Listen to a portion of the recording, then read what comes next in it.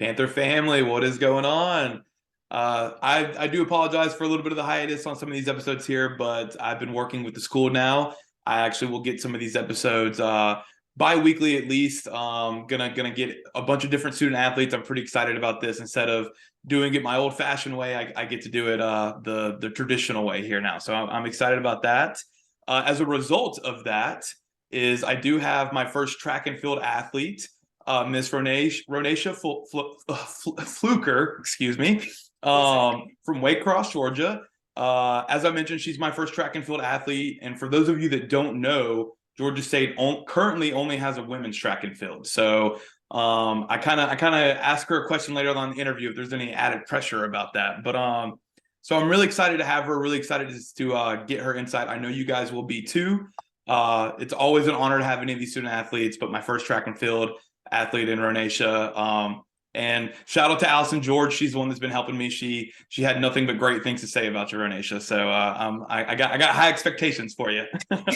But yeah, so we'll go ahead and jump into the interview here. But before we do, I just wanted to, I said off air, but want to say on air, thank you so much for giving me some of your time this afternoon. For those of you, again, who don't know, track and field is actually currently in their season. So I'm positive Ronasche's schedule is really hectic right now. So it's an honor for her to give me some of her time this afternoon.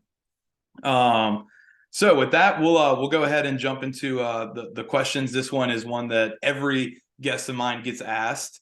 And it's just, I always love your guys' answers on this one. So what is your favorite part or / favorite memory? You know, it could be either one or both if you want, so far of being a Georgia State student athlete. My favorite part of being a Georgia State student athlete would have to be my teammates. I feel like I came in with one of the best classes, and I get to work with a lot of other classes. So the freshmen we have, the juniors and the seniors, and it's like we're just one big family. Like the track and field team, we pretty much all we have. So it's like a family. We do everything together, everything. That's awesome. That's awesome to hear. It's not a team sport in the sense like all of you guys are on the same field or court at the same time, like it is with other sports, but it's good to hear you guys still have that, team mentality of sticking together. So that's awesome. So I guess I'll kind of make it a two-part question. What's been your favorite memory so far? Has it been one moment or maybe a road trip or whatever it may be? I think my favorite memory would be we've done so much together already. It was this one practice, like it was just one day we all were like out there together, and it was just like the perfect vibe. Like everyone was all on the same page, not that we don't be, but like you could just sense like we were coming in like hot, like we were ready to get started, be in season, and we all had like big plans and goals for each other and ourselves. And it was just like the day where coming off like maybe like I think we came off like a meet where we didn't do so good, and everyone was just in the same flow. Okay. That's been my best memory with the team. I love it. I love it. I love it. That's awesome. That's awesome. Got to bounce back. You know what I mean? I love it. That's cool. That's cool.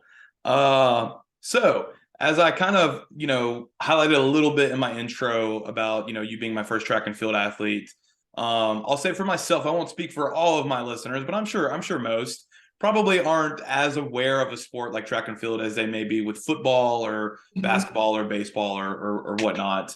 So can you kind of go into us for what the preparation looks like going into a track and field event? Like like I said, in relation to those other big sports, like what does a typical practice really look like for track?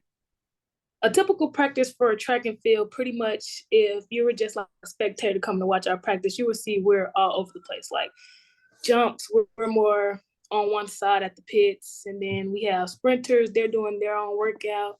You got your short sprinters, they're doing like their speed workouts, and then you'll see us out there. Since we practice at Lakewood, a lot of other people come out there and practice, so we'll be out there with like pro athletes too. So it's like we get to see the highest expectations of what people expect out of track, and basically like learn from them, and they might learn from us. Going into a track meet, now that we're in season, I would say Mondays and Tuesdays typically be our heaviest workout of the week, just to get like a little like conditioning in. And then Wednesdays and Thursdays, if we're not traveling on Thursday, they're more light and based on like the event we're gonna do. Like I do jumps, so on Wednesday we'll do run throughs, and it won't be anything intense on the body, just to keep us going and make sure we're accurate on the board and stuff like that. Thursdays we travel, and then Fridays and Saturdays it's time to lock in.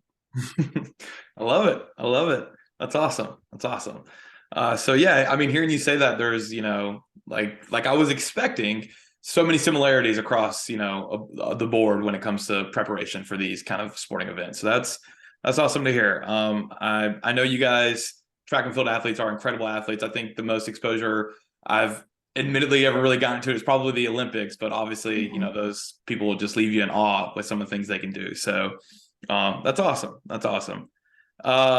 So my next question is going into a little bit about you and your performance this season so far. You started the season off pretty strong with a second place finish in the triple jump and I believe it was a sixth place finish in the long jump at Clemson.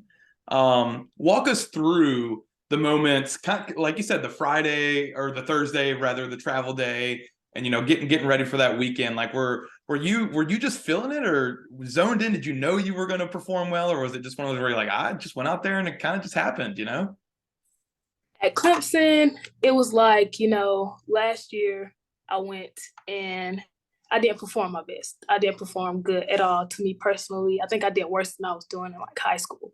So for me, it was like a redemption moment, like to let them know, like I just had to figure it out. Like I came into Georgia State not really knowing how to actually triple jump. I just was doing stuff based off of what I taught myself. And then like what some people like showed me along.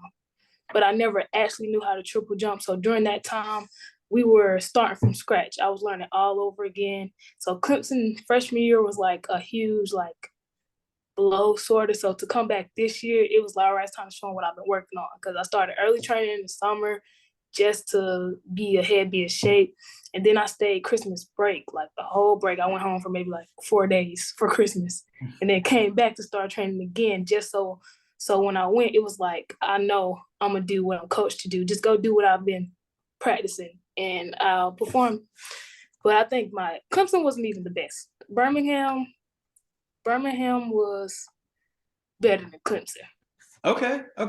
I must have missed that one. I'm sorry I didn't mention the Birmingham one. I must have missed that one, but I totally believe that you did better at Birmingham. That's awesome. You say the redemption thing. I think that's just awesome. I can tell you got that fighter spirit in you from briefly talking with you. So that's cool. Also, I kind of have a little follow-up question on that. You mentioned that triple jump was something that you didn't really do until you got to Georgia State. Was that something that you kind of just by, need on the team you had to do, or was there like a specific coach that was like, hey, like I feel like, you could be really successful at the triple jump if you kind of did this differently or whatnot? Oh no, I came in triple jumping, so I did Oh, okay. triple. Okay. I just didn't know like how to like what I knew about triple jump. I had taught myself, so I didn't have the technique. Basically, is what I'm saying. Gotcha. So we had to start all the way from scratch to teach me the technique. Okay. Cool. Well, hey, that sounds like some pretty good coaching then. So you guys are probably in pretty good hands over there at Georgia State. Yes. Not a surprise there. Not a surprise there. So to continue on your bio a little bit, but a little away from the track and field, you are pretty heavily involved, from what I've been told by Allison, in the student athlete advisory committee here at Georgia State. For my listeners, can you kind of explain a little bit of what you guys do and what made you really kind of decide to join that? So the Student Athlete Advisory Committee, we call it SAC. It's more coach appointed, so the coaches pick two representatives from their teams to send in. It's basically I would say it's a group of student athletes who work together to provide for other student athletes. So we vouch for our teammates and we bring in the ideas or create ideas that help us out, but also we do community outreach as well. So we go to different, like, we have an elementary school we go visit.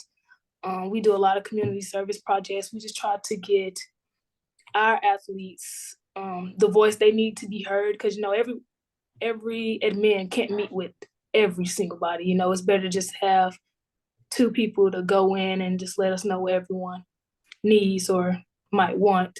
So that's where we come in for our student athletes. And then for the community, we try our best. It's because there's so many people to help in Atlanta. Like being downtown and being at Georgia State, I've never seen so many homeless people before until I got here.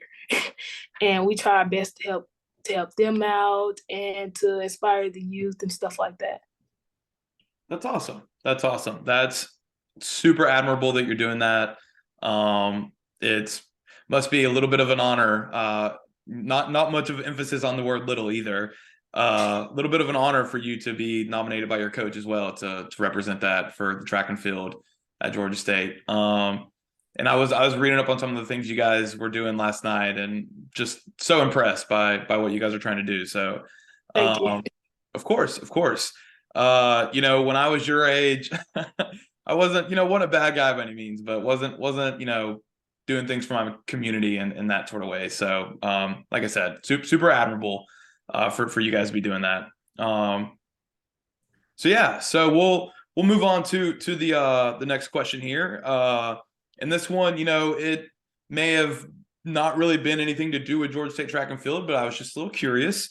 When it came to selecting the school to further your track and field career, what attracted you to Georgia State? What was it, the coaching, or was it a geographical thing that it was close to home? Or what exactly made you want to be a Georgia State Panther? I think all of it put together. I knew someone here that was already on the team. So when I was letting her know about how like school was going for me, like coming out of not having a season during COVID year, then having to basically try to catch up my senior year of high school, it didn't really go as planned. So I was just talking to her like, I just need to find a program that'll like give me a chance. And then she was like, well, you'll be in great hands here. And she was like, like they have a good program and I like jumps the most. So I did want to come to Georgia State jumping. So she was like, they definitely have good jumps. She was a jumper. So she was selling like the whole program to me. And then it wasn't far. It's not that far from home. It's like a 4-hour drive. But if I need to go home, I can get home. Right, right. So I think all of it came into play. Plus, it's like the city. So it's like just seeing what the city's like coming from such a like, I say, country hometown. I stay in the boondocks. Oh yeah, no, I'm originally from a very rural town in Alabama. So when I first moved to Atlanta, I know the feeling as well of, wow, this is definitely a lot different from where I'm from. So get a little bit of culture shock with that, but that's great to hear. I mean, hey, shout out to your friend for selling the Georgia State program. I'm happy she did that, and I'm happy you decided to come to Georgia State, because clearly you're very good at what you do on the track and field, and just as well off of it as well, because I see you have made the dean's list, the academic honor roll as well. So that's clearly a very, very bright young woman, and I'm sure a lot of people in your circle are very proud of you. So of course, of course. So I got to ask too. Like I said, I kind of highlighted this towards the intro of the interview, but I do want to ask: is there any added pressure on the women's track and field team, since you guys are the only track and field representation for the entire school? I feel like I wouldn't say it's a lot of pressure. It's more so like we just want to perform our best to finally get the recognition that track and field doesn't get here. Because I would say out of all the sports, we're kind of like the black sheep of the sports. Like we don't really be involved. We don't, not that we don't want to be involved, but it's like we're not really like involved with all the other stuff the other athletes get to be involved in, or and it's like it's I wouldn't say it's a different because we do have each other and we're fine with each other. We all love each other, but it's like, we wish the school did do more for us in aspect like what they do for other teams. Okay, totally understandable. And I think it's very unfair that sports like track and field kind of get swept under the rug the way that they can, either at big schools or even at high schools. I know my high school track and field wasn't a very big deal, but they were very successful. It was kind of weird. So I don't have very much leeway at the school, but I'll talk to who I can and see if they can show you guys a little bit more love going forward, because definitely gotta be showing all of our student athletes at Georgia State some love. So, but I want to say it's a pressure. I think we all see it as like motivation to just do better. okay, I gotcha, and maybe that's more so what I was getting at. Less maybe pressure, but just the idea of like, since you're the only one, it's like, hey, we gotta represent for Georgia State. It's we don't have a men's team that could end up doing really well on a weekend that we did bad or something. So. Um, cool, cool. Sweet, Ronasche. So we'll, as I mentioned, I know your schedule's pretty hectic, so we'll get you out of here on this question. And this is another one that's kind of giving a little insight to a track and field athlete, for someone like myself and probably most of my listeners as well, who maybe don't know what this looks like for you guys, right? So what are your aspirations for your future playing career? Like, is there Olympic trials or anything like that you're going to be shooting for in the future, or maybe coaching, or is track and field, for a lot of people something that, when you're done with your schooling, it's something that kind of put away as well. So what exactly is your plan for that? Um, Going forward, like if I have the chance to go to the Olympics, I'm going to take it. Yeah. No question. Right, right. That's like something that's like I would just have to take, like golden opportunity. Right now, I just see it as it's just something I love to do. So if I could do it forever, like I always tell my friends, like when we're old, I'm gonna still be running and jumping. I'm just keep doing it until I can't do it, even if it's just for fun. But I would hope to go to the Olympics right now. My goals are to win a Sun Belt Conference championship, and then make it to like the NCAA and all that. Keep advancing. Definitely want to represent the school, represent the team. So right now, that's what I'm looking forward to and working towards. But yeah, if I get the chance to go to the Olympics, I'm going. Well, hey, I'll be cheering for you. I got high hopes for you. I think we might see some Ronasche Fluker later on. Later on. So we'll see what happens. Well, yeah. So, like I said, we'll wrap it up on that one. Before I let you go, again, I want to thank you for giving me some time this afternoon. It was an absolute pleasure to talk to you and get to know you a little bit better. I wish you guys nothing but the best with the rest of your season. I guess one more question for you: when the season ends in April, correct? I would say it kind of ends in April. Like conference is more like the end towards early May, and then you go into all the advancement rounds. Okay, so, gotcha. Cool. But thank you so much for having me. Of course. No. It was an honor. It was an honor. So, good luck to you and your teammates for the rest of the season. Like I said, I'll talk to who I can to see if you guys get a little bit more love around campus. But thank you again, Ronasche. It was an honor, and have a wonderful rest of your day. You too. Right. Thank you. Bye. Bye-bye.